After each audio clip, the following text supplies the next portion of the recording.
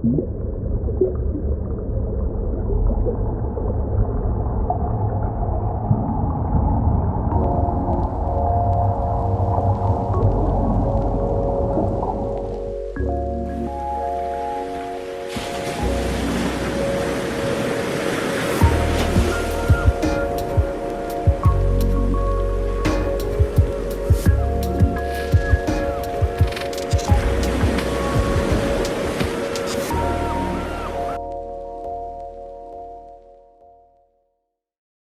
vamos entonces con el tiburón sedoso. Aquí tienen algunos de los nombres con los que se le conoce normalmente a este tiburón, ¿verdad? Tiburón sedoso o tiburón cazón o tiburón silky en inglés, y responde al nombre científico de Carcharinus falciformis. Esta es una especie que puede tener otros nombres. Por ejemplo, hay algunos lugares donde le llaman toyo, le pueden llamar también cazón de playa, jaquetón, ¿verdad? Ahí en inglés también le llaman reachback shark, para tener otros nombres, ¿verdad? En inglés y en español, así dependiendo del nombre que ustedes encuentren, también poder saber a qué especie se refiere el nombre común. Aunque no necesariamente, ¿verdad? El nombre común va a corresponderse con la especie, sabemos que incluso a veces el nombre científico que se reporta puede no coincidir con la especie que realmente estamos viendo en el campo. Entonces, esta especie es una especie oceánica, ¿verdad? Pelágica, que navega, digamos, grandes distancias en el mar abierto, en el océano abierto, y como pueden ver en ese mapa de distribución, tiene una distribución bastante amplia por todas las zonas tropicales del globo terráqueo. Es una especie que se considera migratoria y puede migrar tanto en búsqueda de alimento como por temporadas, dependiendo de la estación climática, así como también podría migrar con fines reproductivos, ¿verdad? Normalmente las áreas de reproducción para las diferentes especies están relacionadas con los sitios en donde las crías de tiburón, los tiburones recién nacidos, van a poder encontrar alimento suficiente para tener mayores probabilidades de sobrevivencia, ¿verdad? Entonces, hay agregaciones de tiburones para reproducirse, para la cópula, pero después hay agregaciones de las hembras para poder dar a luz o poner huevos dependiendo de la especie de la que estemos hablando, ¿verdad? Hay algunos tiburones que son ovovivíparos, hay otros que son ovíparos, ¿verdad? Es decir, hay algunos que cargan los huevos en el interior de la hembra y que terminan después pariendo, entre comillas, a los pequeños tiburoncitos, y hay otros que ponen directamente un huevo, ¿verdad? O una especie de huevo que después de algún tiempo termina emergiendo pues en un tiburón juvenil o una cría de tiburón. En nuestro continente, esta especie se distribuye desde Estados Unidos, básicamente desde Massachusetts, en Estados Unidos, hasta el Brasil, hasta el sur de Brasil, aunque algunos autores dicen que se reporta incluso hasta el norte de Argentina. Ahí hay discrepancias, pero en general, digamos, está incluida en nuestro continente, en el Océano Atlántico y, por supuesto, todo el Mar Caribe, ¿verdad? Se puede encontrar también dentro del Mar Caribe. En el Pacífico se distribuye desde Baja California hasta llegar al norte de Chile, y se incluyen aquí Hawái por un lado y por otro lado en la región centroamericana, Isla del Coco, ¿verdad? Tenemos también Galápagos en Sudamérica y Malpelo de Colombia, que serían parte del ámbito de distribución de esta especie en nuestro continente. Esta especie, ¿verdad? Decíamos, es migratoria y se mueve normalmente a lo largo de las plataformas continentales, aunque eventualmente hace migraciones transcontinentales, es decir, animales que se pueden encontrar, individuos que están en América podrían migrar hacia África, y los que están en África del Este podrían migrar hacia Indonesia, ¿verdad? O los de Australia podrían migrar hacia el norte, y eventualmente se dan estas migraciones dependiendo de la disponibilidad de alimentos, las condiciones climáticas, las corrientes, los vientos, el oleaje, etcétera. Diferentes condiciones ambientales que terminan pues determinando si el tiburón debe moverse a otro sitio para poder alimentarse. Entonces, pasemos a la siguiente diapositiva, por favor, Hamilton, y aquí vamos a ver ahora sí las características más importantes para poder identificar a este tiburón. Aquí me gustaría, en principio, que veamos, me disculpan que están en inglés los términos en la diapositiva, pero voy a tratar de ir traduciendo de manera que podamos ir viendo, ¿verdad?, cada una de las características. En relación, perdón, al hocico, podemos ver que el hocico es relativamente largo y es achatado, ¿verdad? Si lo vemos desde un lado. Y por eso dice ahí achatado en la vista lateral, ¿verdad? Que sería una característica distintiva de esta especie cuando podemos ver el cuerpo entero, el hocico, la cabeza, ¿verdad? Pueden ver cómo la boca termina después del ojo, que sería una característica típica del grupo, ¿verdad? Que estábamos mencionando anteriormente. Si vemos el hocico desde una vista ventral, como ven en la parte inferior, van a ver que el hocico es delgado pero redondeado, ¿verdad? Visto desde la zona ventral. Y normalmente a este tiburón se le puede reconocer porque tiene la boca de una manera muy pequeña, digamos, en proporción con el tamaño del cuerpo. Y la boca se le ve bastante pequeñita, no tan pequeña como el tiburón zorro que vamos a ver más adelante, pero sí tiene una boca pequeña en comparación con otros tiburones que tienen una forma similar. Otra característica importante, siguiendo con el segundo texto que tienen en la parte superior del tiburón, ¿verdad? Es el origen de la aleta dorsal. Y aquí yo estaba mencionando anteriormente las proporciones o los puntos de partida de las diferentes aletas. Y fíjense que entre la línea punteada roja y la línea punteada de color naranja hay una distancia. Y esas líneas marcan casualmente la terminación de la aleta pectoral con el inicio de la aleta dorsal. Y en este caso, para esta especie, la aleta dorsal comienza después de haber terminado el extremo libre de la aleta pectoral. De manera que tenemos otra característica importante que nos podría ayudar a identificar esta especie cuando tenemos, como decía, el cuerpo entero. Ya vamos a llegar a la parte de las aletas. Ahorita me refiero más bien al cuerpo completo del tiburón y a las proporciones o relaciones que existen entre las diferentes aletas o partes del cuerpo para poder identificar uno del otro. La aleta dorsal tiene una altura moderada, no es tan alta, ¿verdad? Y es ligeramente redondeada y no tiene, ¿verdad? Una marca. Aunque eventualmente en los juveniles podría existir un poco de coloración oscura, pero normalmente los individuos adultos, que es lo que vamos a ver típicamente en los mercados, no tienen ningún tipo de marcas en la aleta dorsal. Hay también un extremo libre, como pueden ver, ¿verdad? En la parte posterior de la aleta dorsal tenemos un extremo libre que tiene el origen, ¿verdad? Dice, con su origen literal, ligeramente detrás del origen, no, esta es la segunda dorsal, perdón.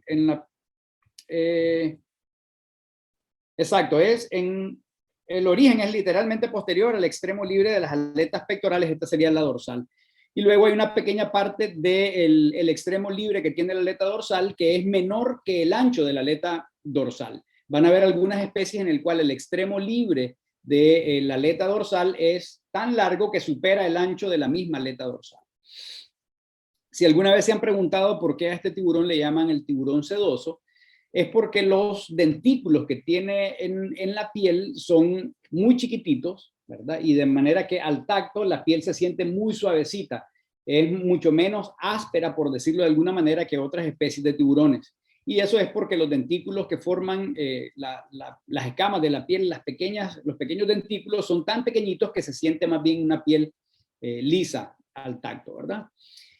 Además de eso, podemos ver después de la aleta dorsal que hay una pequeña curvatura, un pequeño pliegue, ¿verdad? En la parte dorsal del tiburón, entre las dos aletas dorsales, que ahí aparece como ese pequeño vértice que se ve en la parte dorsal arriba del tiburón, que va de una aleta dorsal a la otra.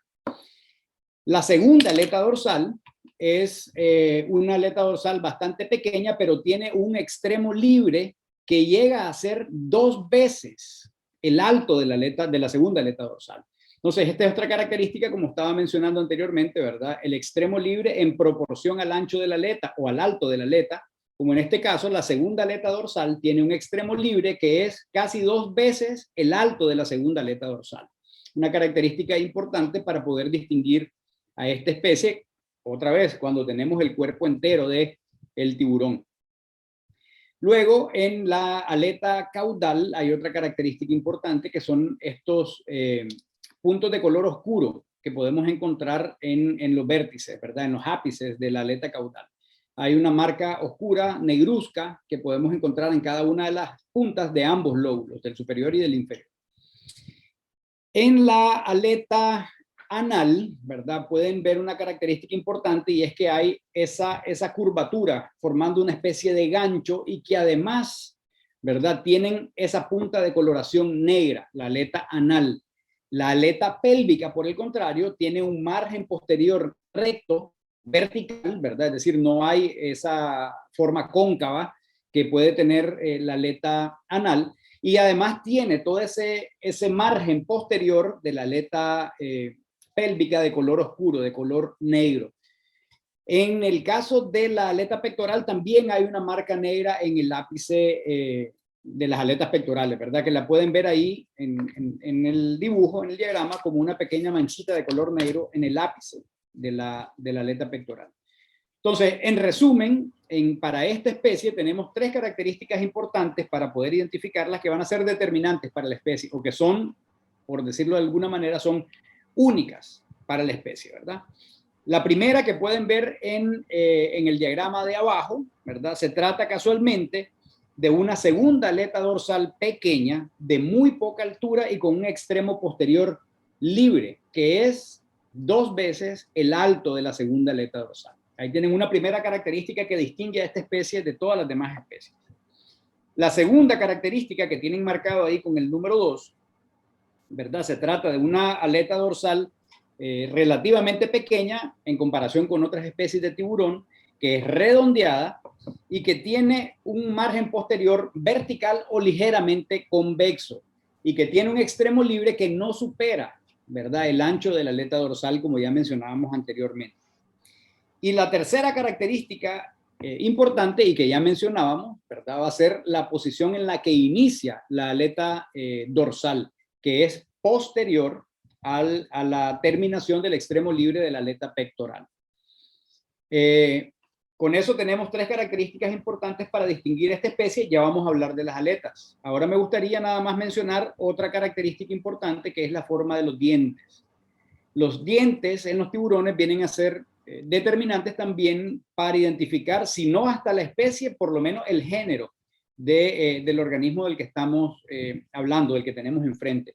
Porque tienen una forma, el superior y el inferior, que son muy características, ¿verdad?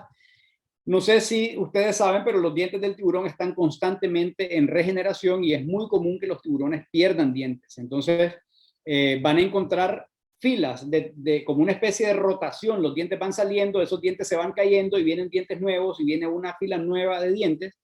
Pero cuando hablamos de la forma de estos dientes, nos referimos a los dientes que están en la posición vertical ventral en relación a la mandíbula, ¿verdad? Que serían los dientes que están en uso, por decirlo o definirlo de alguna manera. Y en este caso pueden ver que los dientes en la parte superior, ¿verdad?, en la mandíbula superior del tiburón, tienen una forma bastante triangular, pero tienen ese pequeño vértice en la parte interior o en la parte posterior del diente, ¿verdad?, que es también clave, digamos, para la identificación de esta especie. El diente de la mandíbula inferior es más bien puntiagudo, formando un triángulo isósceles sería, ¿verdad? Una punta muy larga y una base bastante ancha, así como lo ven en esas láminas.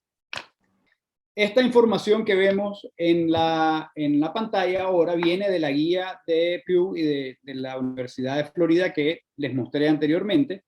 Y aquí pueden ver la aleta dorsal y las aletas pectorales en su vista ventral y dorsal, superior e inferior, para poder distinguirlas. Esta va a ser la forma en la que van a encontrar las aletas secas. Probablemente en el comercio va a ser la forma más común de comercializar las aletas de tiburón. Y en este caso, pues estamos hablando de una aleta dorsal de un color gris o grisáceo pardo, ¿verdad?, uniforme. Como decíamos, pueden haber unas marquitas en la aleta dorsal cuando son juveniles, pero típicamente los adultos no presentan una coloración o una marca que haga una diferencia en la coloración, sino que va a ser un color homogéneo en toda la aleta. El ápice es moderadamente redondeado, como dice ahí, en lugar de ser muy puntiagudo, como vamos a ver en el caso de los tiburones martillo, por ejemplo. Y el margen posterior, es decir, el borde hacia la parte caudal del tiburón, es o recto o ligeramente cóncavo, ¿verdad?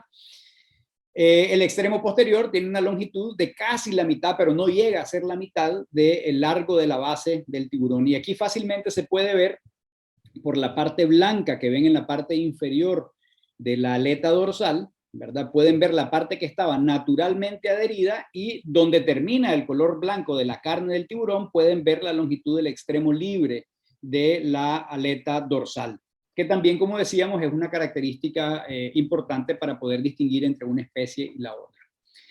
En el caso de las aletas pectorales, ¿verdad? Aquí tenemos la vista dorsal y la vista ventral y pueden ver el color, ¿verdad? Un color casi homogéneo, pero tienen una marca de color negro en el ápice de las aletas, ¿verdad?